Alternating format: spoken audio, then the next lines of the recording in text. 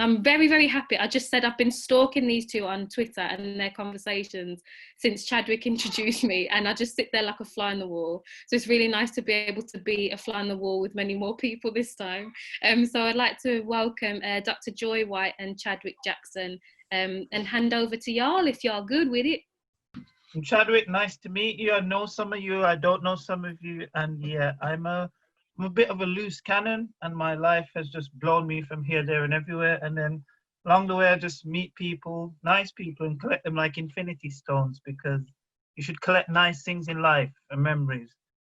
And yeah, I met Dr. Joy about, is it a year ago or 2 years ago? Handing out some leaflets for Birmingham Opera Company. I met Professor Carolyn Cooper, who was doing a talk in Birmingham, and then we went to a talk the next day. I was just like, wow. And me and my partner at the time, we bought a bottle of wine. We went for dinner, and then we wanted somewhere to hang out. So we bought a bottle of wine, put it in 2 cups, and sat in McDonald's drinking a bottle of wine from 2 McDonald's cups. And we're just like, wow, this woman's amazing. But she's talking about Vybz Kartel in a very academic way. And then we sat there and we plotted, because I took a picture of Dr. Joy and it went viral. She had this picture saying, Christopher Columbus is a damn blasted liar, but it was behind a white guy's head. And it was almost the irony of this white guy going to class to learn that Christopher Columbus is a liar. It went super viral. I think Natalie's online, she shared it. We said, oh, we need to put an event on to make people, because people in London were asking, how can we get to Professor Carolyn? And I was just like, we don't know, we're not managing her. So we went to her hotel the next day and said, oh, people in London want to see you. Would you do a talk for us, much like this? And she was like, okay, yeah, I'll do it. And the people that had her over from Jamaica was like, oh, please don't do it, you'll disrupt the schedule. But Carolyn Cooper, Professor Carol, is one of these rare people that reach a status in life, and they don't look down on young people because they realize what we're going through is the essence of the work, because they've laid the foundation and we're living it. So she got it.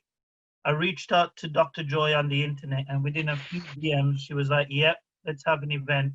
And much like this, we just met the night we put the event on. It was extremely successful. It was Jazz Morrison from Brumtown that helped me as well. And we begged, borrowed, and steal just to pay them, because it's just like, we want somebody speaking about grime and somebody speaking about dancehall in the same context. It was just important that they were both Black, because I've lost count of the amount of times that I've heard people talking about our culture in a very voyeuristic and just crude manner. So that's how I became acquainted with Joy. And like I said, I'm not allowing her to leave my life now. Over to her. Yeah, and I think just to follow on from what you said, Chadwick, because we did meet via that picture that you put online, and that's what I saw. So I'm from a generation that's pre-internet, so I'm still amazed at how all of that happened. So I saw this picture online. I made a comment because I knew where that phrase had come from. I knew the track. And then Chadwick introduced himself to me over Twitter via DM and had this idea for this event. And I was intrigued. I was really intrigued. And I'm just going to take you back a little bit, Chadwick, take you back to before you knew me, because you know quite a few things about me, but not quite everything yet. And so in my bio, I say I'm a writer and I'm a researcher and I'm an academic, and we know these things, and that's all out there for people to find as they see fit, or not, but the work's done and the work's out there. But as well as being a writer and a researcher, I write about enterprise, I write about entrepreneurship, I write about creativity, but I've done these things as well. And so my journey into this kind of creative sector probably started about 15 years ago. So cast your mind back, if you can, to 2005. I know. So so what I was doing then, I was running a small business, a small training company, but my business partner was a graphic designer. So we had these two very different businesses, but operating under the same umbrella. But where it all came together was this idea about, well, how do you get young people to develop those business skills? How do you train, give people the skills that they need to do business? So we'd wander around to all these networking events. And much like your experience going to these very formal places to watch Professor Cooper talk about her work, we were going to all these networking events that were supposed to be about getting young Black people into business. And often we were the only young Black people there, and I wasn't even young. So it was a bit weird. And so they do all this thing, they'd say all this stuff, but they're hard to reach. And I remember I was living in, had my business in one of the most multicultural boroughs in the UK. So I was just amazed that they could not find any young Black people that were in business or wanting to start business, wanting to do creative things. But they said, no, young Black people are hard to reach. We can't find them. Tell people where this place, it's Newham. Yeah, So Newham. Yeah, Newham, essentially Birmingham in London. Yeah. Everything you can think about. I thought I've escaped it now. I'm done with this place. Never again. I'm finished with this shit. Come to London and Newham. It's just Birmingham in London. Yeah. Multiculturalism, art, deprivation, crime, all the ingredients of Birmingham locked inside this part of London, just churning out musicians for fun. Yeah, and it's interesting, isn't it, that what makes people hard to reach? You just have to look in the wrong place or look in the same places that you've always looked. But people weren't hard to reach, and I wanted to not just prove that, but to make that difference as well. So I thought, okay, then. So we approached it a different way. We had the resources because we had a training room. We had the creative skills because my business partner was a graphic designer. I thought, let's do something. Let's put on a course.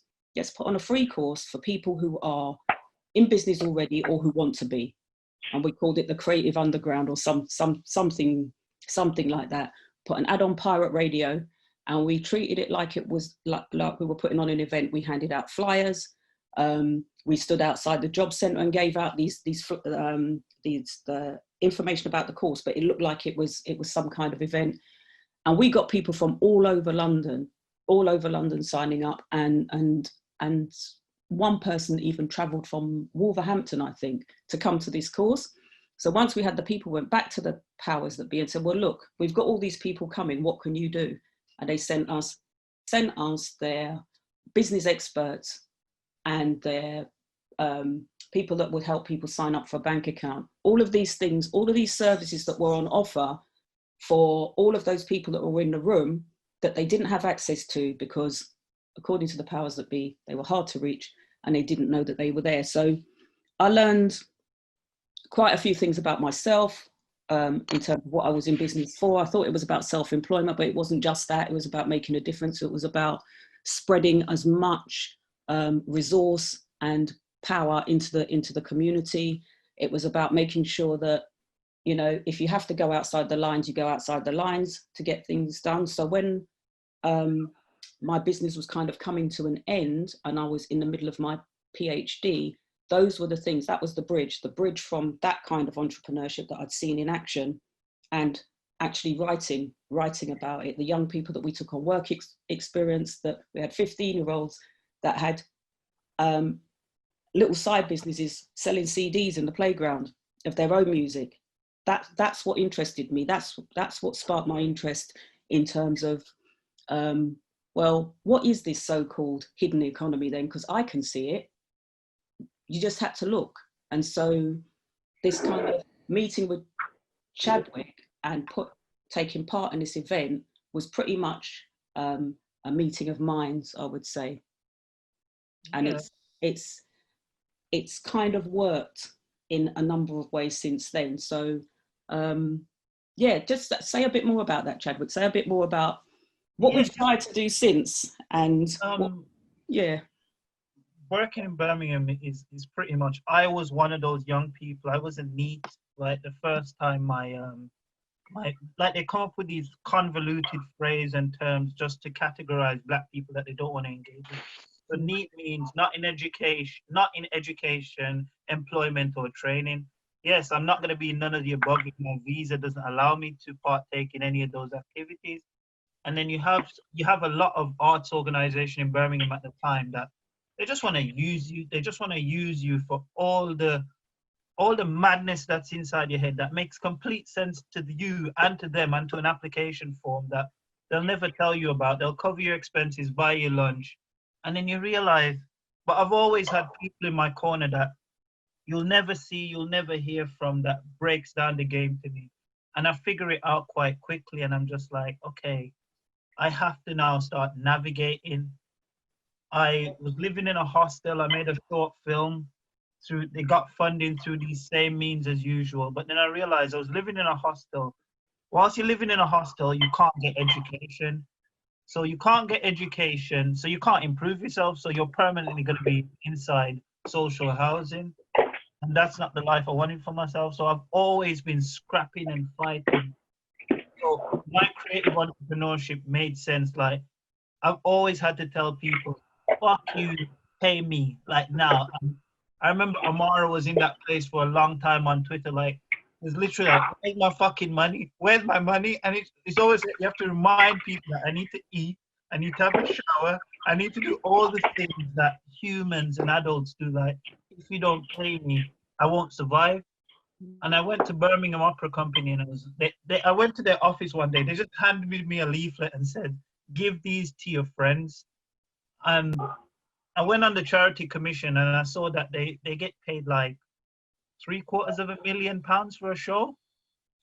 They put on one show per year. And I was just like, whoa. So you wanted me to hand these out for free? And I sat them down and like, guys, this is what they're putting on a massive opera in Ladywood, 5-star. So everything, the opera's coming to Ladywood, world-class musicians, Birmingham Symphony Hall, and you're just like, but I'm not doing this for free. And then you're going to pay me? And it was like a year after my brother's death, and something runs through you on the anniversary of a death. I was just in a horrible place. I was just barking at them, and they didn't want me to go to the door, but they didn't know how much money should we give him. And they taught us something at film school. When you're asking for money, ask for more than you need. So when they cut you down, you get exactly what you want. So they gave me that money, and I set up this company, and we got everyone through the door. And it was just like, okay, so I'm running a business now, but it's not a business because legally I can't run a business. So I jotted it down as research. It was just R&D. And finally got to London because the event that we were promoting, the event was promoting Joy meeting Carolyn. And as a thank you, Dr. Joy sent me this book that she'd written for a PhD about creative entrepreneurship. But it was basically this Bible on how to run a high-functioning creative enterprise with literally nothing, absolutely nothing that I've been doing for the past few years. It's called Barefoot Entrepreneurism.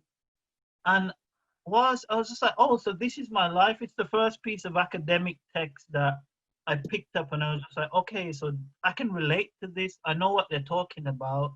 I've witnessed this happen in front of me. And as you know, it goes without saying, Birmingham has one of the most refreshing music scenes in the country, but the business skills aren't there.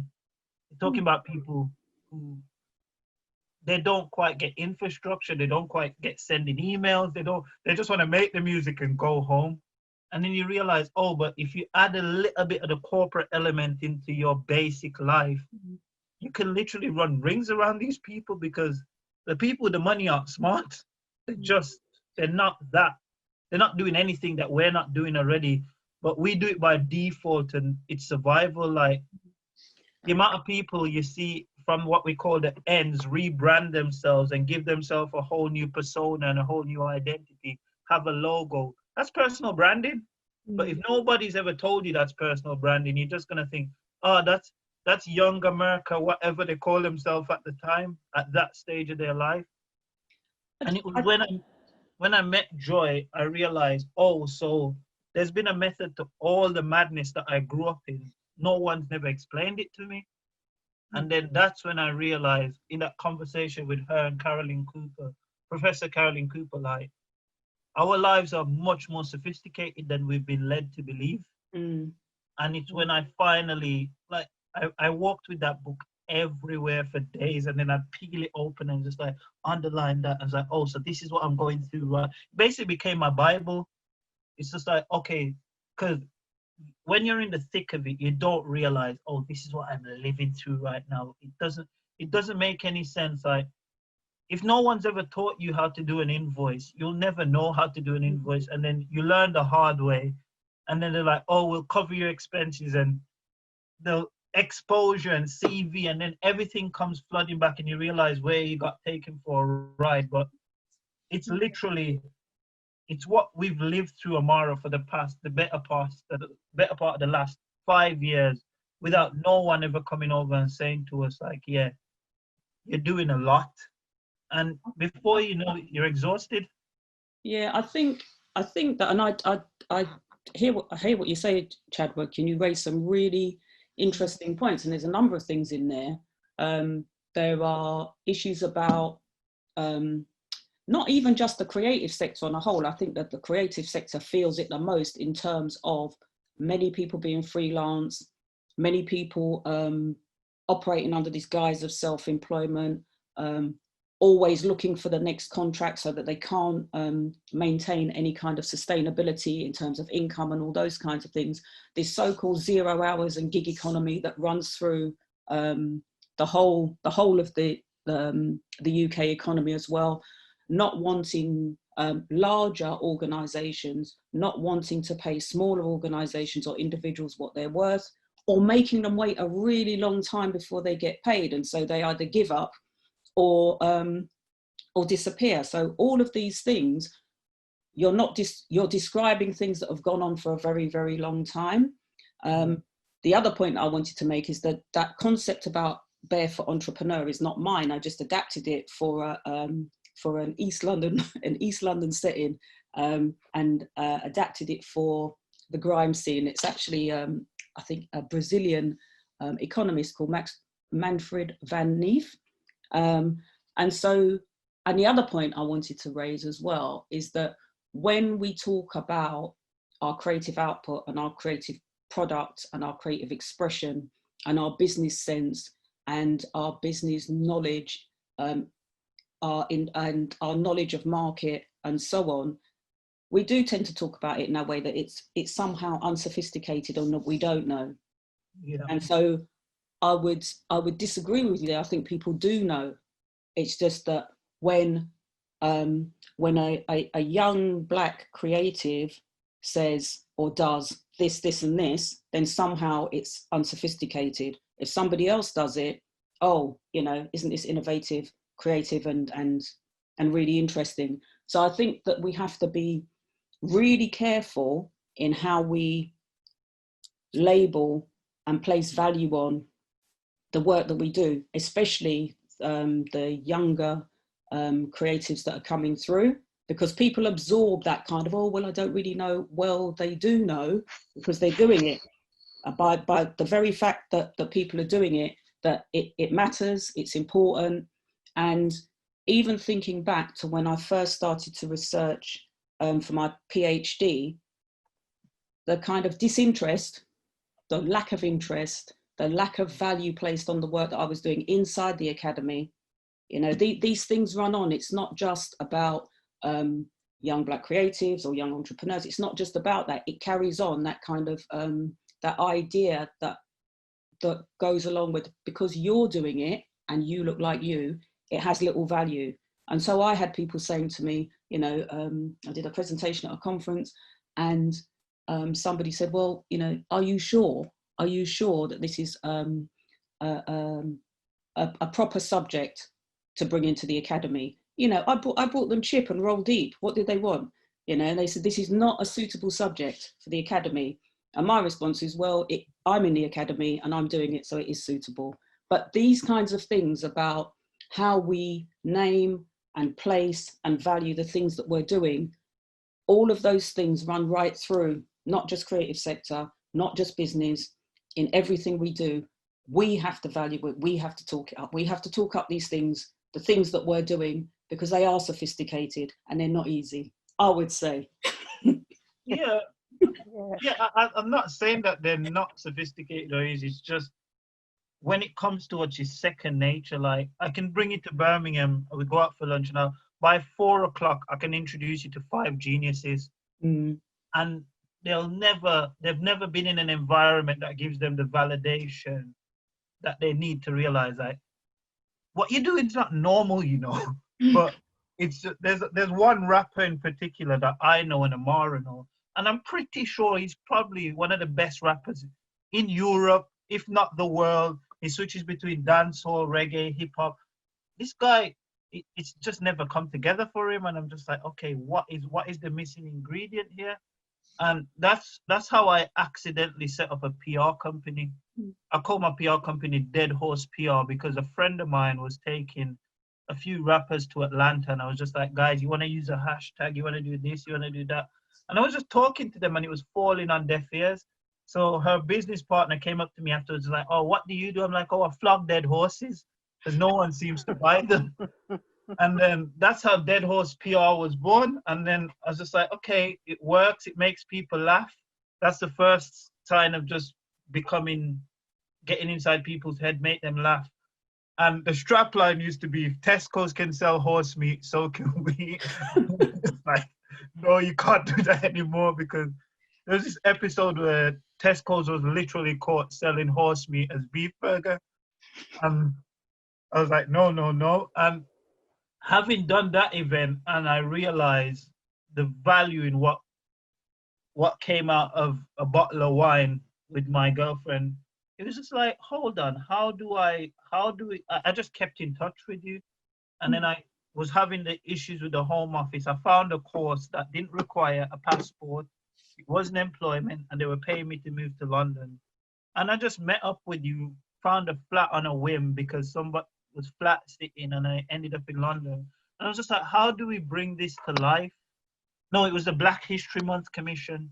Yeah, that happened. That the Black History Month Commission happened Yes. first. You sent me a lot of footage and said you needed a film. Yeah.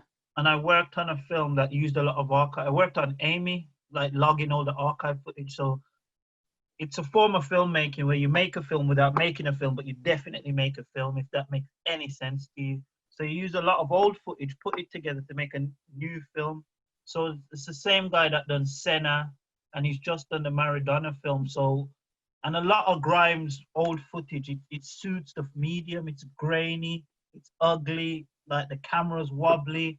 It's just like, and these boys just looking down a camera, it's almost like therapy for them. When you add a different value to what they're doing, they're just barking down the camera, and it's everything that's on their mind, what they've seen, because in some cases it's used against them in the court of law because they don't even realize how much information they're giving away. Like they're just releasing on a record.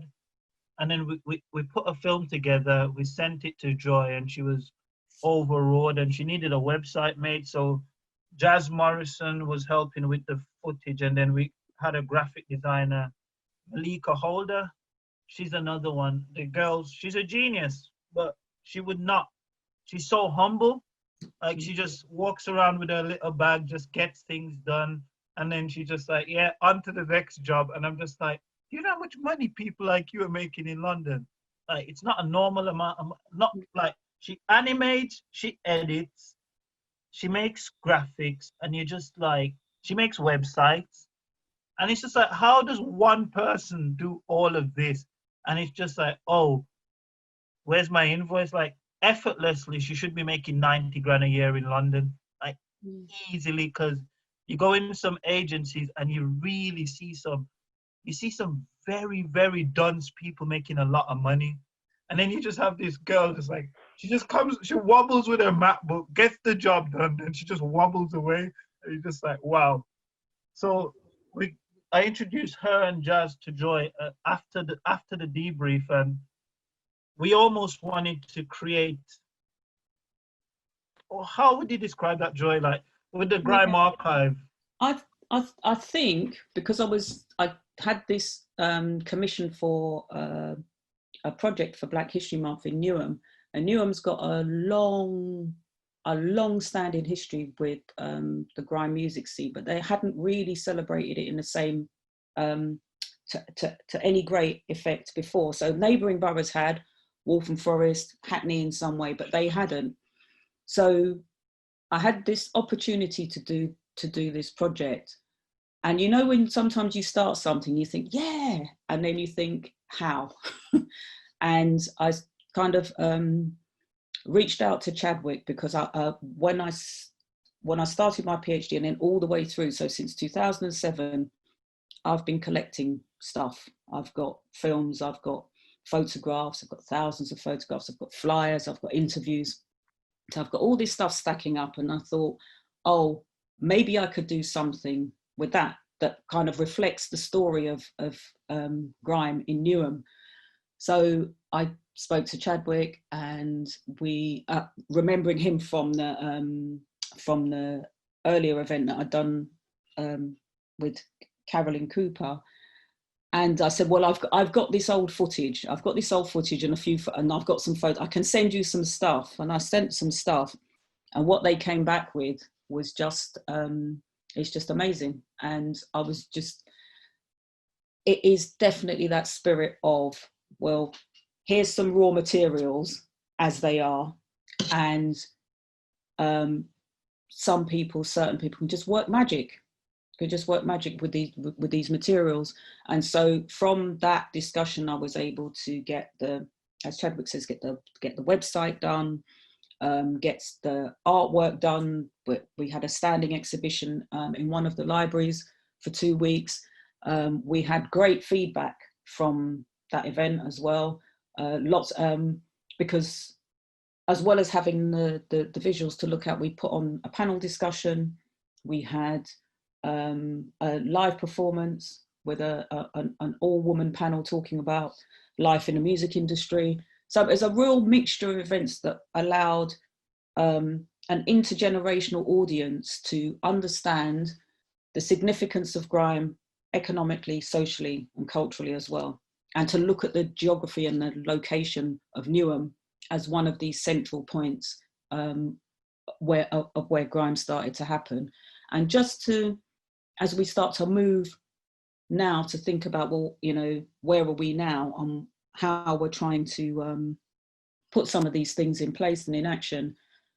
One of the things that stands out for me when you were talking, Chadwick, is this idea of a salary size, or what success looks like, and what success looks like on an ordinary and everyday level. I think we need to reframe that. We need to think about what does success look like? What does it mean? Because it's more than money, and success is a successful project that comes to life. Success is when you can look at the fruits of your labor, if you like, and know that people are engaging with your work. They might like what you've done, they might not, but your work is out there, and your work's having an impact, and your work's making a difference. Your work's making people talk, sit down, think about things in different ways. That counts as success. To start with very little, and as you say, to develop a logo. If you're a young person just starting out in the music industry, you developed a logo, you've got all your social media going, you're creating new music, new content. All of these things count as success because you're doing something that you weren't doing before. And I think it's really important that what we do as part of the next bit of work that we do is to remind young people of that success takes many forms, looks different in a lot of cases, and we have to value the successes that people have, and we have to highlight those successes however they look, because at the moment we are not in danger of, we're there already, of only making certain kinds of success make sense and seem important. And who gets left behind in all of that? The people who are looking on that don't have the things, whatever the things are. Well, adding to that, your book, you said women in the industry for the panel. You had a huge segment about the invisible women of grime. For the ladies doing the makeups, recruiting the videos, the girls that were in the videos. And I just thought that was fascinating because there's always been this tension on the timeline about, okay, so where's the Black women that are in grime? And I don't know how he's managed to do it, but there's that one guy who shan't be named, who's gone down in grime history. He said the militant black women phrase. Like he's Yeah. gone down in history for almost saying that grime isn't black.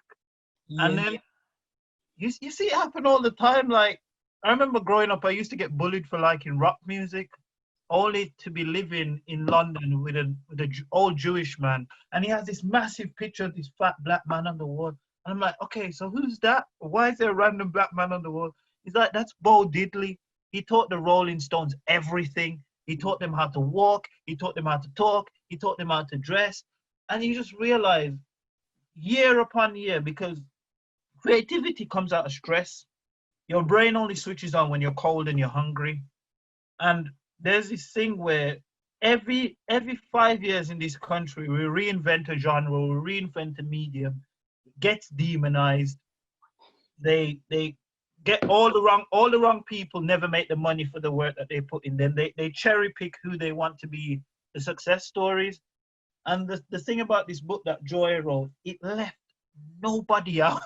Like if somebody was carrying a cup to the person who was the MC, that person got a mention. Everyone got a mention. And I was just reading this book like, it's a documentary. It's like every day I'd pick up the book, and without fail, like the same culture came into our work with the Grime Archive. Like Joy would give us a task, she'd head off to work, to the point where when Joy finally paid us, both the girls that we were working with was just like, we've made too much money for not a lot of work. And I'm just like, guys, just shut up and take the money. Malika was just like, I feel bad. I took too much money. I'm just like, just take the money. No. Run. No. But it's a thing where when you're in the creative economy of a place like Birmingham, where you're constantly being ripped off, you're constantly not being paid for your work, to finally meet somebody who does, it's a shock to the system. And that's the scary part of what I find being on the journey, is like how there's this thing in England, no one talks about money. They're like, oh, it's a stiff upper lip. And it's just like, oh, it's crude to talk about money. Well, how am I supposed to live? Yeah. I have a mentor. Yeah, I think as well though that it's about finding your line in the sand, or whatever, if you like. And I the freelance years and the self-employed years and the waiting for people to pay me, and that's stress that puts you under. And I promised myself I'm not doing that to anybody. I'm not doing that to anybody. So one of my measures of success is, if I'm doing a project, I'll pay you. And if I can't pay you, I'm not going to ask you. And because I have been in a position where I've been waiting to pay people, and I've been waiting for someone to pay me. And the person on the phone is saying, oh, well, no, you have to tick box number 127572, whatever, and you haven't quite done that yet. Delaying, and you start to feel, because there are feelings attached to that as well, aren't there? There are feelings attached to this kind of, well, isn't my work worth anything? And when I was slogging my guts out for you, you were my best friend, and now I want to be paid for what I've done. You're making me feel like I'm begging you, and that's a horrible feeling to have. So I was quite determined not to approach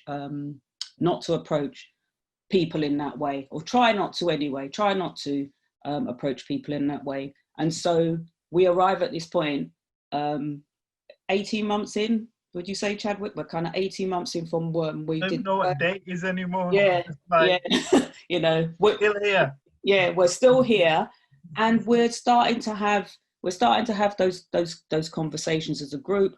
We've got the Grime Archive website now, and we're talking about in this kind of, well, it's fluid and it's in motion, and we're thinking about what are we going to do and how are we going to work together. We're remote because we have to be. We've been remote because we're geographically in different places, but now we have to be remote. One meeting and then Corona. Corona hit, and then so then we have to think, well, have we stopped? Have we started? What are we going to do? So this is kind of where we are now, and it's exciting. The doors kind of open and we don't quite know what's behind it. We've got a really complementary set of skills and experiences, and it's just really, you know, energizing.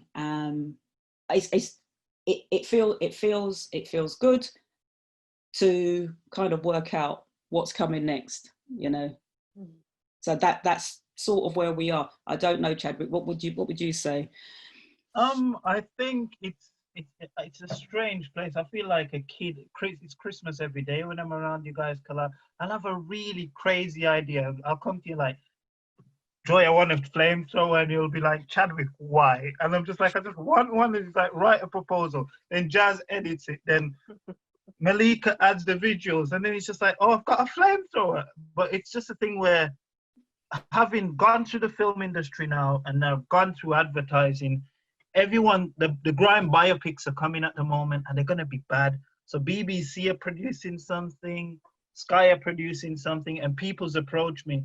And I tell you, after years of people saying no to you, there's no feeling better than saying no. I was at an agency that looks after night the other day, and this girl comes up to me like, oh, we're making a documentary about grime.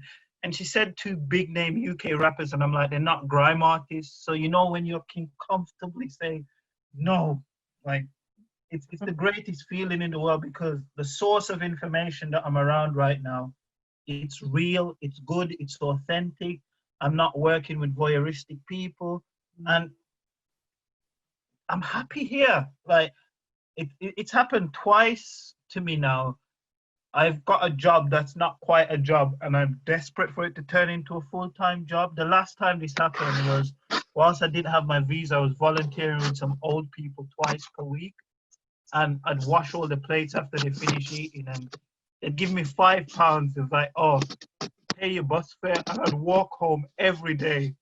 And it's just like, it was the best job in the world, because after I finished in the kitchen, I'd go play dominoes with them. And you'd learn so much, like, because at that point, money didn't matter to me, because I just finished education, and no one tells you about when you finish studying in this country and your brain feels like it's hanging out of your ear, and you're just like, I can't do this. And I needed a holiday, and I couldn't get one with the situation where my passport was in. And those people, it just felt therapeutic to be around your own people. And that's how I truly fell in this academic circle, because everyone was trying to get me to go on Kehindi's course, the Black Studies course. And I was just like, for love nor money, could you pay me to go and study something that I'm living through at the moment? And it was no disrespect to him or the course, but I wanted to be doing something with a lot of purpose. And this has it. It has it to the extent where we've accidentally built an institution, we've accidentally built a brand, we've accidentally built a team.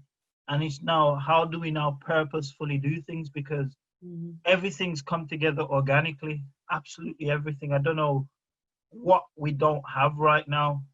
We're now in the position of asking, whose money do we take? Because the place that we're operating from, like, put it this way, Christmas 2019, the biggest Christmas advert was DWE with IKEA. Oh, yeah. Like, grime is now in such a potent place that no one wants to talk about it. We can take grime and we can shoot to Nigeria through Skepta. We can take grime, we can shoot to Jamaica through Kano. We can shoot to Senegal through Satskilla. It's just like, we've got a blueprint to go and interrogate any part of the Black diaspora we want. And we've got the audacity to do it. And I should also point out that, as well as those Black Atlantic flows that you so rightly point out, Chadwick, I do bump into DW in my corner shop from time to time. That's, yeah. That's the realness of it now.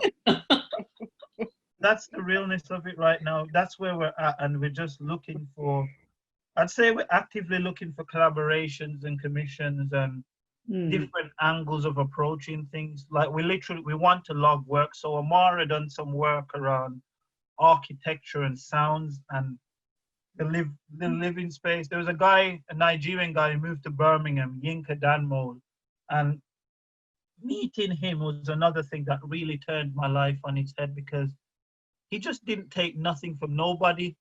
If he wanted to do it, he'd do it. And he built like the first creative space in the city. And the momentum that he had going behind him, it's just like, I just, even when you have nothing, I just don't believe you should stop. Just keep going, because the thing is, it will pay off in time. And I'd be lying if I said I know where we're heading, but I know we're doing things right. I can comfortably say that, ah, I'm okay. I wake up every day and it's just like, so we even allocated roles, and it still doesn't feel quite real yet, because it's just like, I went from studying to be an executive in film, because I was in the industry for a solid few years, and I don't tell anyone what I do, because either they don't get it or they're trying to understand, but how did you get there? And I'm just like, I've been functionally homeless for the last 10 years. I've moved 5 times in the last 6 months, in the sense that you just have to be on the go. You have to put yourself in a place that you have to go where the opportunity is. And if I root myself in Birmingham, train fares are going to hit me. If I'm not in London, I'm out the loop. And London, like the gentrification and erasure, like I didn't realize how violent our lives was without being attacked. But it's after a while you start to realize that we go through some deeply traumatic shit on a daily basis, but we act like it's normal to brave face. And through the whole process, I've learned to forgive my mother. I've learned to forgive my elder siblings when they couldn't be there, because it's just like they were busy trying to survive. And that's the thing, like we have to move from that place in this country where we're trying to survive and we start living. And that's one of the best thing about, I think, about Corona. It's brought them down to where they've had us for a very long time. They've had their foot on our necks for a very long time. Everybody's now down here. And I think even mobilizing things like this, it just shows that we're doing the work. We just need to connect the dots. And there needs to be a grime archive. Because the thing is, it's going to shoot into Birmingham at one point, because Birmingham kept grime alive for the important part where everybody went off to make what they call uns music. Yeah. Like literally, they got to a point where a lot of people looked around and was like, "Oh, I need a commercial record," and they went off and made those club music. And the guys from Birmingham and the girls, there's a lot of MCs. Okay, so you know Millions. Yeah. You know Millions that's coming through right now. His mother's a rapper. Oh. Sickness. You know Sickness? Yeah. That's Millions' mom. I didn't know that. Exactly. And he's there, like the best young drill artist around right now. His mother's a rapper, and wow. I've often always see, like, I don't call myself a storyteller, right? Because I can operate across all mediums. It's just like we're griots, we're telling stories, and it's just like it's all we can show ourselves. And the thing is, Millions has built his brand where he's gone straight back. He took the people and said he's going straight back to Jamaica. Millions is being looked after in the music industry by a black girl called Muna that wears a headscarf. I had a meeting with Sony the other day, because I had a meeting with somebody else, and she walked out. You walk into Sony's canteen, they're exclusively serving jollof rice, rice and peas, and jerk chicken for lunch in Sony's headquarters in South Kensington. So we don't have to ask ourselves anymore if we are the culture. It's known, but it's just like, how do you make a solid living out of it? Where like the amount of money that's been made in music right now is not normal. Somebody from a big label messaged me whilst this was going on. I was like, "How are you doing?" It's like, "I'm made for this. I'm making a lot of money right now." And whilst I was over at Sony, they were talking about the streaming revenues going through the roof because people now need music to survive. I think almost every youth club in the country should have a little record label in it, because if one rapper comes out of there, that's 8 jobs created. It's 8, like from the framework of the book that you put out. It's just, I've seen it for a long time. Whilst I was volunteering with the old people, I'd go over to the youth club afterwards to fill my day. And I'm just like, there is so much wasted talent in this room. There is just so, and the thing is, they're at that age where a lot of them are being bullied by teachers. They're literally being bullied by teachers on a day-to-day basis, and they can't find themselves, they can't find their voice. But it's in a city like Birmingham where you think, oh my God, this work is essential. But try get into the powers that be at Birmingham to engage with young people. There's a lot of charlatans out there doing it. And I've spoken to a lot of people. How do we reappropriate capitalism? Like, I have no, capitalism's not going anywhere. We are the blood of capitalism. Like, we can't make any money out of capitalism because we were once the currency. This is what I tell a lot of people from the Caribbean who worry about money. Like, I have such a bizarre relationship with money that Amara put on an event once with this lady from the Arts Council who talks about artistry and money. And she made you write a letter to yourself about what money means to you. And I said to her, I was like, money reminds me of my dad, because every time he used to come around, he used to like pay me a lot of money for not being there. And I was just like, Dad, why can't you just be there? And I treat money just like that. It's just like it comes and it goes and it comes and it goes. But then I had to learn to develop a healthy relationship with money, because we can't shy away from it. It's the only thing they have over us in this country. And we have to look and see how the Nigerian community are operating right now. No one's writing their checks for them. They're writing their own checks.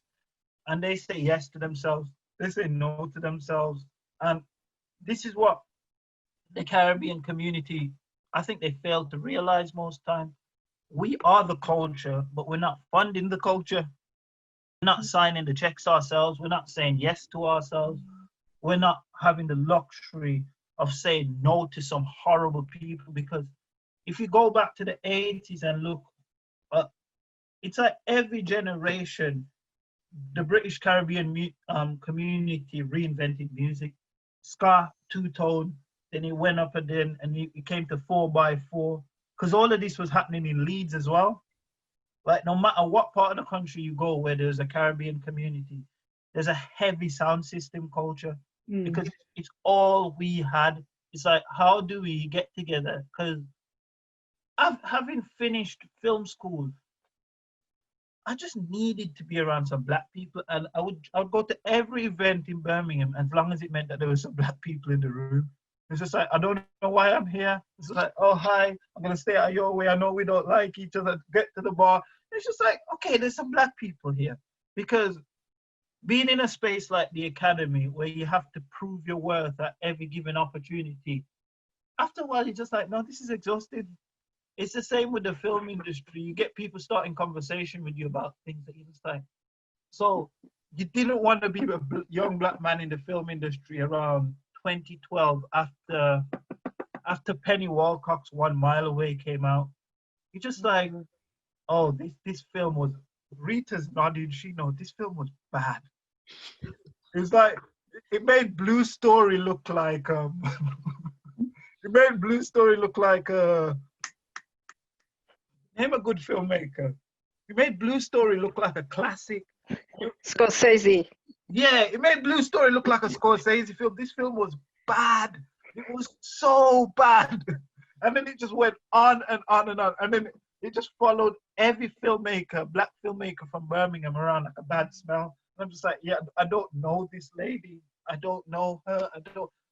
You know, that meme was like, I don't know this man. That's what it felt like.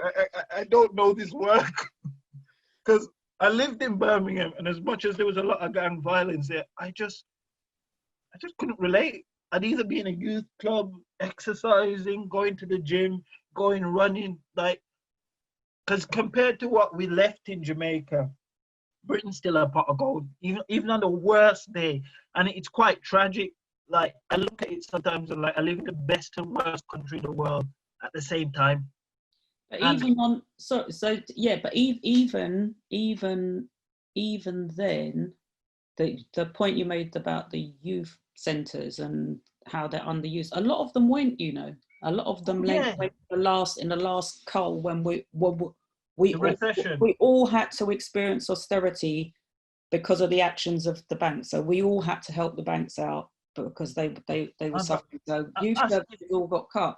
There and it's it is sad to see these kind of underused, under-resourced places as well. And are we overturning capitalism?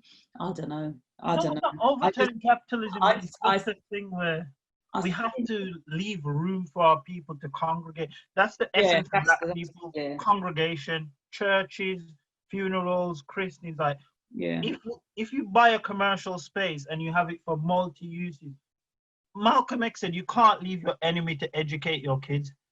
We can't leave them to the forces of the street after 3 o'clock. Once school is over, they go to the chip shop, they buy wings and chips from somebody that don't look like them. It's not nourishing at all.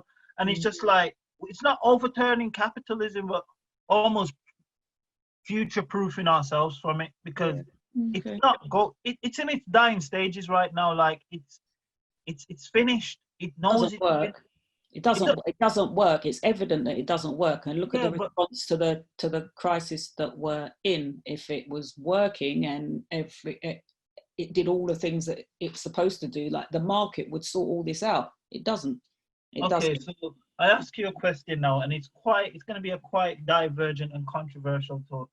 Who was running a door-to-door delivery service long before Deliveroo? Well, drug dealers. Drug dealers. They had a supply chain. They had a phone. These guys are business people, but nobody's ever sat them down and like about that validation thing and say, okay, so if you apply that to something else, have you had a trap house kitchen? Yeah. It's just like things like that, like the chaos that they're inside. The beauty's inside the chaos, but no one's ever told them that. Like, you have girls that do hair. Okay, why don't you bulk buy all the hair? And then I've said to a lot of people, how is the hair business not a subscription service? Why am I not paying you £24 a month so I can come and get my hair retwisted anytime during the month? Because the thing is, locks isn't cheap, but if I pay you X amount, if you spread it out across the year, you have a residual income. My hair always looks prim and proper, but it's just a thing where we have to show our young people a way how to escape capitalism. Like, it's not going anywhere, but I don't want you to be at the behest of a diversity scheme. And to be at the sharp end and on the receiving end, but not have any of the benefits of being on the receiving, to be in the system, but not benefit from it as well. And I think that's why as well it's really important that we think about these things carefully about what the success look like, what are we passing on, what stories are we passing on, and how are we telling those stories. If we're always passing on stories of success and we're not in them, then what's the point? We need to find the stories that are out there where people have lived these things and achieved these things, and tell it loud and keep telling it. And it's not that people are voiceless or invisible, it's that we're not listening and choosing not to look, I think. I totally agree with you on that one. Yeah. So we have left a little space at the end for questions. Have we still got time, Amara? Still got time. So got 5 minutes. So how are we going to do the questions? Because we have got a little bit of time to take some questions. If not, I have questions for Chadwick. So yeah. We've got a few points in the chat that a lot of people kind of like reflecting and nodding and getting gas as you were both speaking. But you're probably both so engrossed in the dialogue that you missed it. No, it was nothing to apologise for. We were with you. I don't know if anyone has any questions that they want to ask, or anything that they want to reflect on at the moment. Go ahead, AJ. So much. Like, it's almost too much. 5 minutes won't do it justice, but I think 100% the idea of like how we tell stories of success, I'm like 100%, we don't tell enough stories about infrastructures that have helped people stay sustainable. And I guess the question I'll have straight away on that one would be like, there's so much oxygen giving to like the high culture and how much success looks like in like monetary terms, in terms of materialism. How do you reframe back and take some of that energy back to like infrastructures 100%? And then the stories around storytelling and how like you've like, my friend runs like a football team, and he was like, I would love them to just start a podcast and talk about how they wanted to, like, what footballers they look up to. And because I feel like there's 100% space for young people to tell their own stories on their own terms. So I think there is like so much more that we can do around that. So I wrote too many notes down to make sense of it right now, but like, thank you guys. There was like a lot of knowledge shed, but yeah, I think that main thing about like reframing value and reframing success, I think 100% for all of that. Okay, thank you. Do you want to comment on any of that, Chadwick? I think Go first. Yeah, I think all I would say is that is that all of us can take a responsibility for amplifying those voices that people say are unheard, because we know they're not. It's just that the mainstream take the position of always looking in the same place, always asking the same people, and so on. And we've all got a platform in some way. We've got social media, we've got all kinds of things now that we can use. And even if it's one voice that you're amplifying, it's making a difference. If you're talking to one other young person saying, well, actually, did you know that? And showing them another version of success, it makes a difference, you know, bit by bit. It doesn't have to be this great big juggernaut of effort. We can make individual efforts, but jointly, it does make a difference. One last thing really quickly. When you talked about the music being therapy as well, and what that means for people in terms of like, maybe just a comment, it's like how little space we have to discuss these things, that we have to become a drill rapper or go to prison for that to come out, if that makes sense. So it's only at court that you can talk about these things, or when you're making music about this, and then that middle space to talk about this stuff doesn't exist. So it's like the cost of telling your story is so high. So that was my last point, and like trying to like normalize our discussions and our therapy in normal settings. Last point. Thank you so much. I'm in a place where I think chaos is, I don't know if it's me being nihilistic, but I actually enjoy chaos. I actually enjoy what people find in it. Like, some people want life to be beautiful and sterile and perfect. I'm just like, show me a mad person and I'll show you a good idea. Like, I went to some very sterile environments, and it's like everything's laid out for you. I didn't feel inspired one bit. So barbers are therapists, hairdressers are therapists, like whoever you go and like, I think I go to a barber shop, and any city I move to, the first thing I do, I find a Jamaican food shop and a barber. And it's like, I trust a black man to sit there and rub a blade right across my face and ask me how my day's doing. I have never met this man before. And one of my friends here, Becky, sent me this meme once, said, if it wasn't for institutional racism, he'd probably be a brain surgeon. And I'll never forget that, because it's just like, there's talent in our community. It's how you wrap a story around the talent. Because I remember how I got into filmmaking. I had a teacher called Mr. Mann, and George Dixon, the school we went to, was notorious to prop up your GCSEs. They'd like, so if you're from India, they'd make you do an Urdu GCSE just to be like, yeah, that person has like 8 GCSEs, and like fiddle the numbers. He split the class in half and like, Chadwick, you're not going to pass French. And I'm like, what do you mean you're my teacher? You're failing me? He's like, Chadwick, there's no hope. So he just made us watch French film. We had 100-minute lessons. Our school decided we're going to have 3-1, and we could watch a film from beginning to end. And he's just like, I spent all my time at school watching films. And he's just like, you just need to throw a dog a bone, show them something you like. You know that you're good at this, but don't let them think too hard about it. Don't let them question their worth. I think this is the place that we are at right now, where I picked up therapy late in the game, and it's just like, it is so good, but it's just, you don't realize how you go around dumping all your emotions on all the wrong people. Like, I don't shy away from the fact that I'm emotional. I feel everything. I can walk in a room and like, oh, the temperature, I'm out of here. And we're living this game where we're telling people, like, a lot of these young people have so much bottled up inside of them. They're scared not to like the right thing. They're scared to be seen in the wrong color.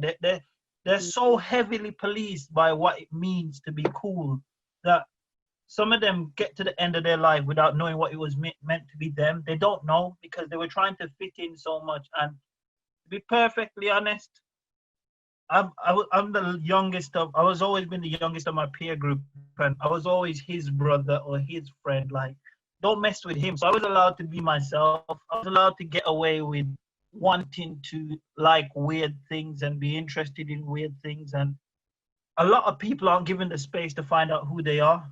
It's a big thing in our community where we have to look at spaces, who governs them, but whose ideas govern the ideas that we're inside of, because we can't negate the fact that grime's beautiful, but it's also toxic. There's some people in our culture right now, you don't hear their music because they're not saying what's cool. Like, don't tell me you're rapping about chefing up someone, then you're complaining that the police is harassing you, because you've made it very easy. Like, the thing is, if the police stops me, and I'm not saying I'm exempt or above the law, but I know how to handle myself because some people have shown me that. And I make it my mission to understand, okay, how does your ecosystem work? If a police stops you right now, you do not have to engage in a conversation with them. You turn around and you ask, am I arrested? But conversation's over. It's the minute that you show a form of aggression, they can use that against you, but they can use it anyway. And it's about how do we equip our young people to navigate life, to navigate spaces, and also feel like, no, you have the audacity to be curious about very obscure things. It's once we crush their imagination, it's the stories, like you said. You ask any young black boy in this country, what do you want to be? They'll say want to be a footballer or a rapper. Why? It's the most successful black men they've seen in their life. You ask any black girl what she wants to be. Black girls are allowed to define their identity a bit more in this country, I'd almost say, except for when it comes to beauty standards, that's where it gets a bit sketchy, because a lot of the boys, they're complicitly brainwashed about this lighty culture that stems from video girls. And as much as I love grime, I'm not going to shy away from talking about all of the crap that's also put out there from the culture that we're no longer a part of. Like, the commercial arm of grime, it has very little to do with us anymore. Like, very, very, very little to do with us, to the point where I'm just like, just look to the past, because the good stuff, it's always behind us. And I felt like I rambled on a bit there, but yeah. There you go. I'm just gonna ask one final question to help wrap up, and it's kind of bringing together some of the things that you said. Chadwick, earlier you said we are the culture now that everybody else knows it. I'm interested in if you could respond with how do we preserve and hold on to the value of that culture? And while you're thinking about the answer to that and closing, just want to point everyone to the chat box where you can keep in touch with Joy and Chadwick and check out what Selena's put in there. And Joy, it would also be amazing if you could tell us about your book release next week as well, and where we can find your first text as well. So yeah, I'll hand it over to you, but thank you all so much. So while Chadwick's thinking about the answer to that question, I'll just very quickly say that my latest book is called Terraformed: Young Black Lives in the Inner City, and it's out next week. It's out next Tuesday on the 12th of May. You can get it just about, because they stopped stocking it because of distribution and the pandemic and so on, but it's still available at Waterstones and on Amazon, I think. The other book, Urban Music and Entrepreneurship: Beats, Rhymes and Young People's Enterprise, is still available on Amazon. But if you want academic text that's accessible, readable and affordable, go for Terraformed, because I'm really interested to know what people think. I've gone outside the lines again, folks. I've gone outside the lines and I've written an unusual academic text. So please read and yeah, let me know what you think. You ready, Chadwick? You ready to answer that question? Yeah, so can I get a quick reminder of the question? How do we preserve culture and stories? Like, I think we're in the golden age of storytelling, whether we like to admit it or not. I went from not having no phones. Now I have two phones. So one is my personal phone, one's my office, one's where I collect memes, build stuff on there, because I've got a mentor from a very unscrupulous company. He works at Shell, and he turns around and tells me one day, we use our iPhone to 20% of their capacity. So you're taking photos, stories, documenting stuff, researching stuff. Like, we're in a golden age of information, but someone has to teach you how to understand it. And I think taking a lot of interest in research, like, you have to interrogate yourself to the point where you almost have to strip back who you are, why you're here, why you're walking here. And it's the minute you find purpose that I think you understand where you come from, where you're going. And that's the essence of storytelling. It has to have a beginning, middle, and end, not necessarily in that order, like Jean-Luc Godard said, but it's about having a journey. There's a book called The Hero's Journey. Almost every single film ever written has been based on that book, A Hero's Journey, where it shows you the arc of a storyteller. Like, once you get deep inside the film industry, you realize that every single film ever made is about a Bible story. So The Matrix is the story of Jesus. Jesus is the one, Neo. Morpheus is God. Trinity is Mary Magdalene. And it's just, you realize stories can be rehashed. The amount of times they rehash Shakespeare and sell it back to us, but we don't realize. We just have to realize how much representation means to young people, and give them a platform of letting them see just a plethora of characters that represent them. And I think that's the best thing about social media right now. You just have some really wacky people out there making a living just being themselves, and it's quite fascinating. You have there's this girl, Somali girl online, Anissa. She's disturbingly funny. TikTok's a great place. It's just capturing content and short stories and realizing this is a Super 8 camera, this is a Super 8 camera, this is a voice recorder, you have access to Twitter. It's just telling them, giving them the audacity to be weird. I think that's where we need to realize that they're allowed to be curious. And I don't know what will come from the other end of it, but just clap it. Even if it's bad, just be like, yay, you tried. But if they really want to have, because not everybody's going to be a professional artist. Like, there's rappers out there that are better off being copywriters. There's artists out there that, you know what, you could have been a graphic designer, but it's expectations. Not everyone needs to be at the forefront of things. And it's how do you get that across when we're in this heavily homogenized culture around success? Because I know this is probably going to be another controversial thought, but SPAC Nation's a genius. It was genius what they done. They used the aesthetic of grime to bring a lot of people inside the church. It wasn't a good church per se, but they understood appeal. They understood marketing appeal, and it's how do you attract a fly? Put crap in front of it, and you just have to find what do they want to see and just put it in front of them. And I'm pretty sure you'll get them. And I think we need to start. I wanted to do it before COVID kicked off, but going into a lot of old Caribbean people's home and just documenting their stories. Just put a voice recorder in front of them, because boy, can they talk.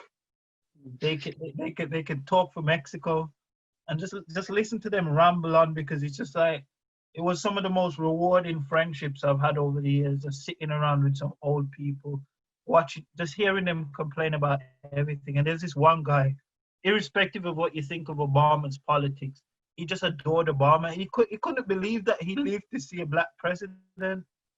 And it's something I keep saying to a lot of people, like, if you watched a sci-fi film about 20 years ago, there was no black people in it. We are an Afrofuturism story right now. Like, right now, there is a black conference taking place on an app called Zoom, and the world's collapsed. if that's not a story, I don't know what is. And I can end it on that.